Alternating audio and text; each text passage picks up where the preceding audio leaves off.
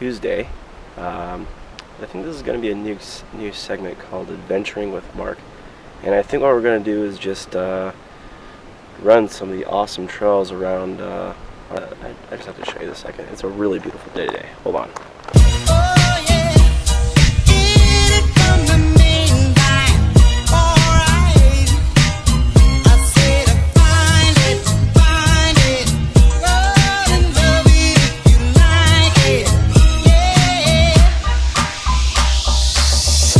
So one of the things I want to talk about is a part on my Jeep, and to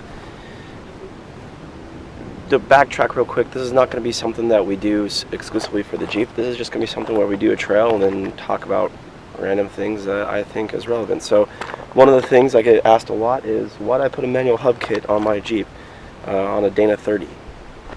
Some people's reason for purchasing a manual hub kit is to say if they break an axle, then they can unlock the front end and drive home, and that is a very valid reason. But mine is much simpler to that. I installed a tummy tuck on my Jeep not too long ago, and when I did that, it raised the drive shaft angle quite a bit by pulling the transfer case up. And when you do that, your pinion angle is not correct anymore in the front. And on a TJ, there's only one way to correct the pinion angle, but when you do that, you change the caster. I believe it's caster. And when that happens, you change how your Jeep drives. So for example, on my Jeep, in order to get the pinion angle back, I would have had to have almost 0 degrees of caster, which on many solid front axle vehicles, that means your tires are straight up and down, and they're not like this. When that happens, when the axles are perfectly straight up and down, you lose stability, and your vehicle will want to wander all over the road. This is the reason why when many people lift their Jeeps and do a tummy tuck and take their Jeeps to a alignment shop, they'll get it back and they'll say it drove worse than when they brought it there. The reason for that is because they dialed all of the caster out. And in the manual for aligning one of these, the manual states pinion angle over caster. So when you have that degree of pinion angle, you take out the caster. And that is something I do not want to do. I like the way my Jeep drives on the street. I like being able to drive it to the trails and home. So my reason was to take the vibration out of the steering wheel from the drive shaft and the pinion angle not being perfectly aligned. So normally on a TJ, your pinion angle is here, and your drive shaft will be just about here, almost perfectly aligned. On mine, it sits like this, and that creates vibration because you have one joint out of sync with the other joint. And there's many videos that show you how to do this, but that is the reason I purchased mine, is for street drivability. Some people will claim better gas mileage and other stuff.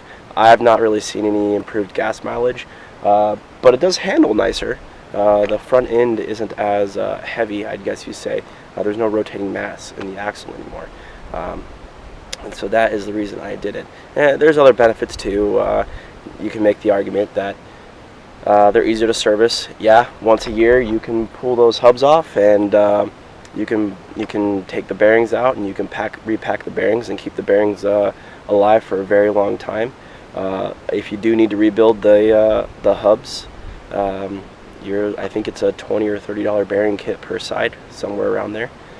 So it's not too terribly expensive once you get over the initial cost of the conversion. Whereas a unit bearing, as they're called, I think on this Jeep is about $70 to $80. About double the price. That's not really bad considering you're getting a whole new outer piece. But my reason for doing this was not serviceability. It was not in case I break an axle. It was purely for the fact that I needed to stay drivable on the street because this is my daily driver. So we have our lunch up here, and we have a beautiful spot, so let's enjoy some of the scenery, and I'm going to eat lunch.